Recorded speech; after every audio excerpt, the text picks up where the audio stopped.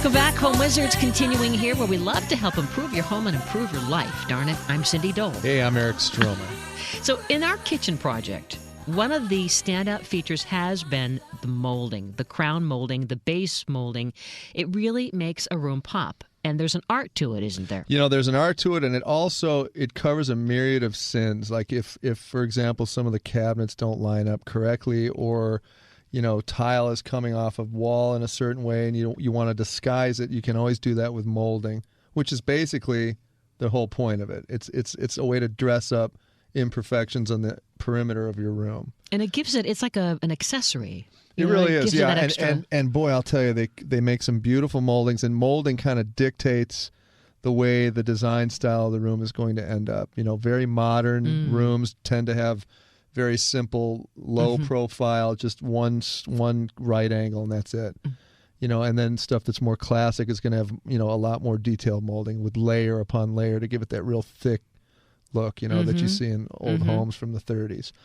So I've always just loved doing it, and it really does dress up a ceiling. You have to sometimes be careful with lower rooms if you do too imposing of a size of molding. I think it has a tendency to look like the ceiling's coming down on you, and sometimes it doesn't work in your favor. But for the most part, you can always really dress up and adorn any room and give it a nice quality by doing some trim molding and great baseboard. And we can do this in time for company coming for the holidays, say right? you have a room that you've always used as a guest room or an office, and you want to kind of dress it up and make it nice for mom or mother-in-law or father-in-law or whoever to come and visit. Why not use this as an opportunity to experiment and try and figure out how to do this yourself? A traditional room about 12 by 12 is going to take you anywhere from 6 to 8 hours if you're a novice. So you can get through it pretty easily in one day. Now, do you suggest that we cut the molding ourselves, or do we go to the lumberyard and have them cut it? It would be virtually impossible to do it by cutting them at a lumberyard and bringing the pre-cut pieces, because all rooms have such irregularity that I would ask that you have a chop saw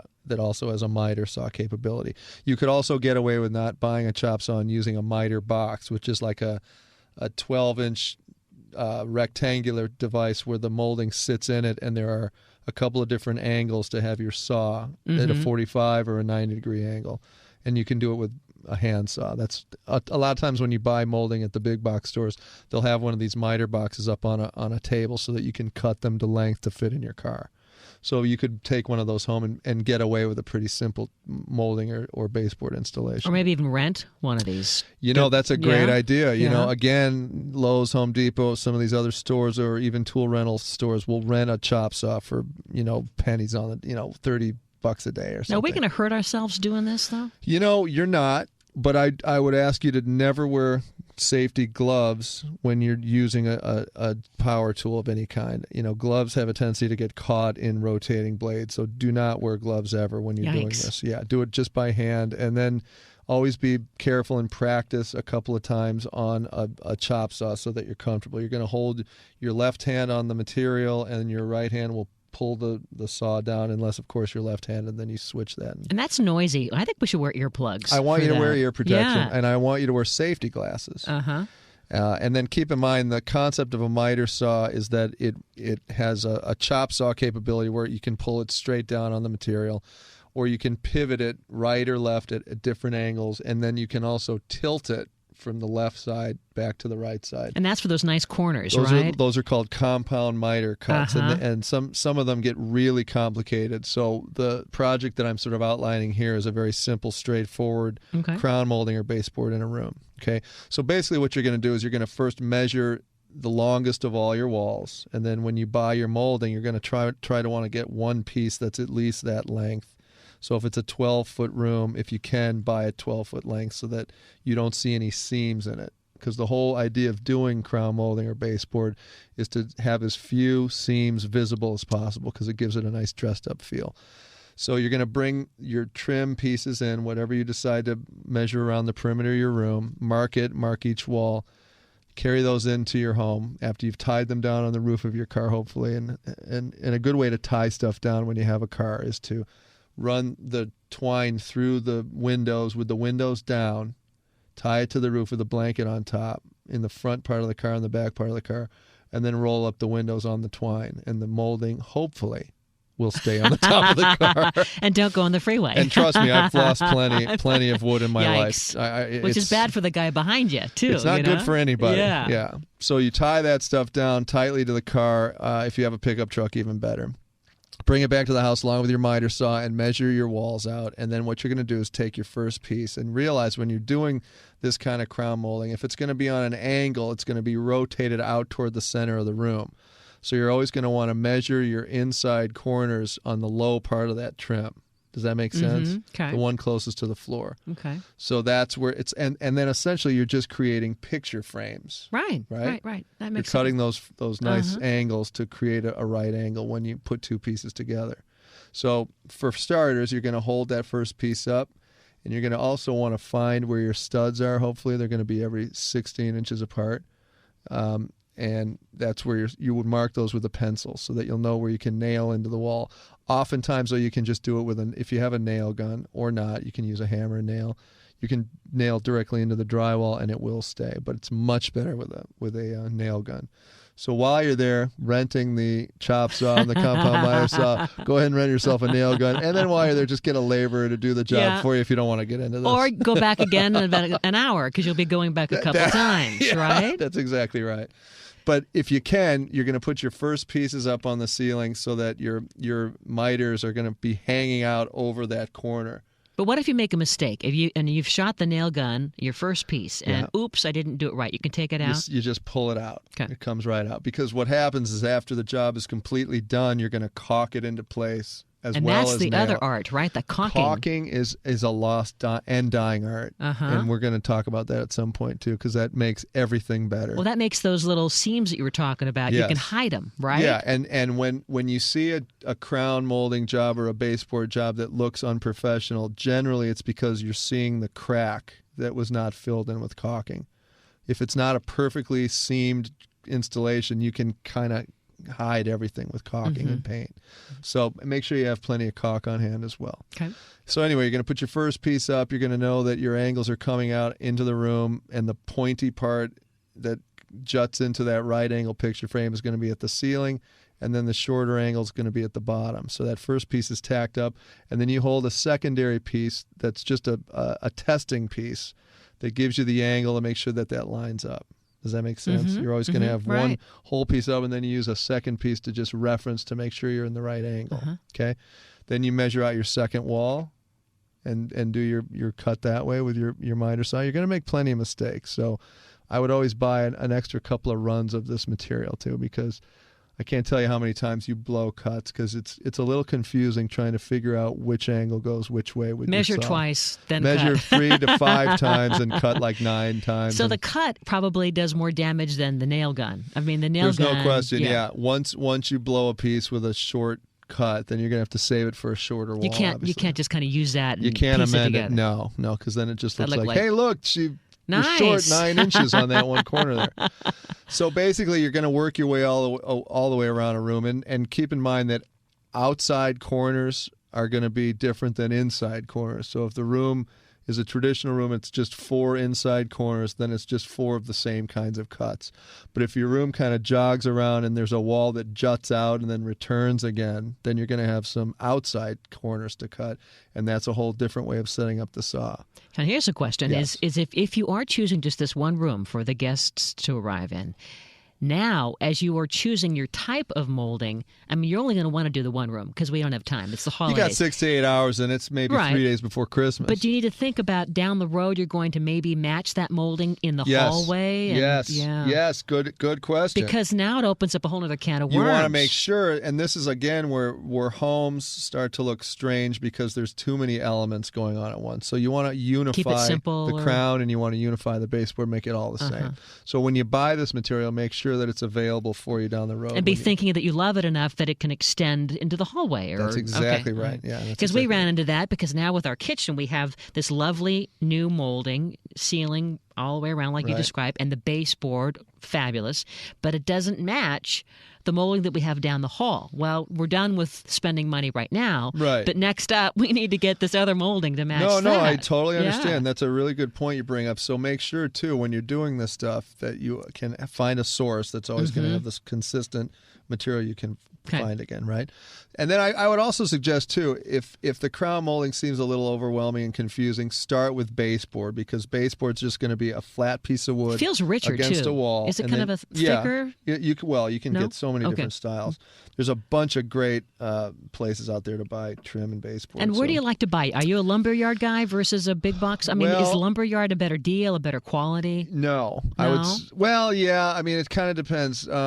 You can get some great standard-looking trim at the big box stores, right? And then if you want to get more custom, there are a couple of different places in town that sell that stuff. You know, there's one over on Sepulveda that I'll get the name and number of for you that I've gone to for years, but a little fancier. A little bit fancier, yeah. And then again, keep in mind, architectural styles are always going to be reflected in what kind of molding you choose. So if you live in a modern house and you put stuff up that looks like Louis XIV, it's going to be strange for you. So kind of stay in line with what your design styles are, right? Okay. So your pieces are all up. You've made your right cuts. You've probably blown a few lengths of your material, but you've bought a few extra pieces, so you're covered. Once it's all nailed, you're going to then do your caulking, and that's an amazing art form. You put the caulk in the caulk gun. You cut off the end of it. Don't do it at an angle. It's like frosting. People make a mistake. They cut that thing at an angle, the tip. It's not the right way. Cut it just straight. You're going to have more control over the material. You squeeze the trigger. It comes out, and it keeps coming. And if you keep squeezing, it's going to keep coming. So you just have to squeeze it one time and then move the caulk gun as you've squeezed it once. And the material is going to come out as you're moving the caulk gun to the right or to your left. I think you need symphony music in the background. Symphony music and a wet index finger, because you're going to follow immediately up with the finger, and then a wet sponge right there with a bucket of water. Nice. And you're going to go back to the water as often as possible. That gives you the lubrication to make that caulk smooth, tight, perfect, and clean, and beautiful. And if somebody welcome back, you're listening to Home Wizards, where we love to help improve your home and improve your life. I'm Cindy Dole. And I'm Eric. Yes. And we've been having so much fun talking about. Let's talk a little bit more about base molding too, because we barely scratched the surface on that. It's a beautiful way of some other amping up that you have whipped up for us.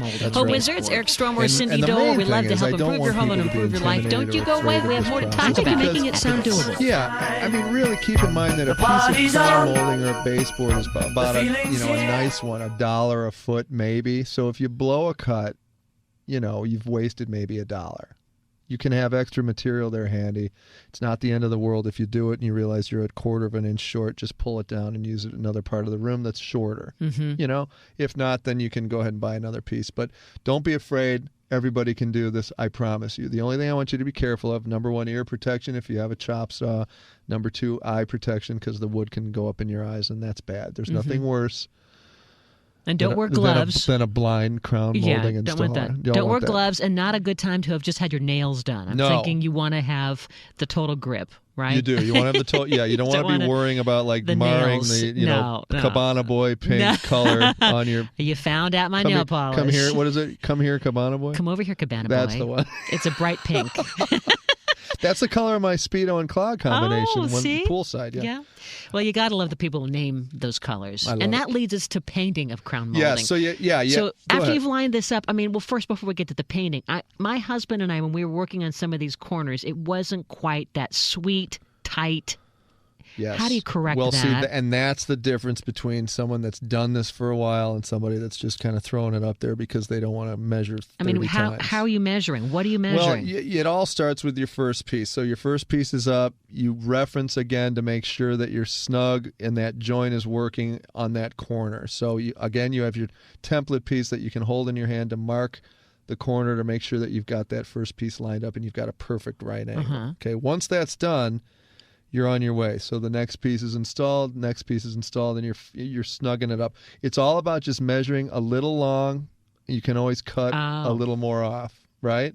So just do it a little more than you think. And again, if you have a gap in the crown corners that's 1/8 of an inch, you can cover that with caulk and paint, and it's not going to be. But you'll notice it. You will notice it. I'll notice it. When you come over, you're going to go. Oh, you're going to go right to that corner. Yeah, nice corner. Nice job. No, you know what? That's the thing with all remodeling and home improvement.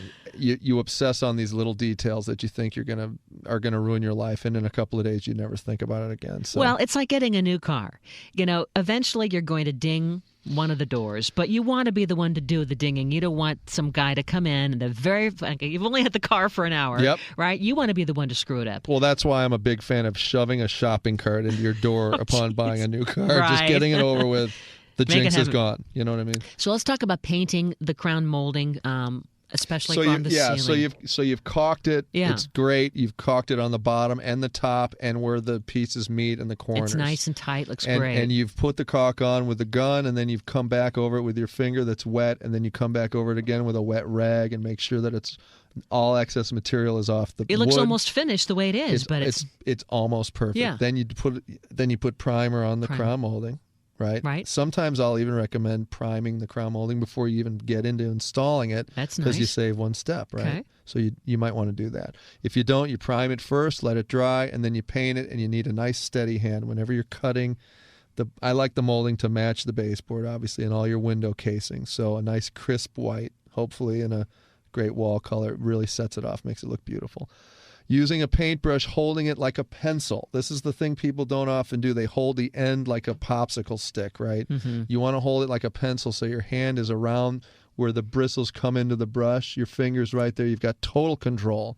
You put the paintbrush in the paint. You snap it one time, get the excess off. It's like putting on eyeliner. Is what you were going to say. I thought you'd never make that reference because, yes, it is exactly like putting eyeliner on really big eyes. Well, at least that's what you hear or you see from what Amy I've been and told. the girls. That's right. Yeah. Right. So you get the paint on the crown molding, you get it all lined up in that one corner where it meets the ceiling, and you slowly just tug it across the crown.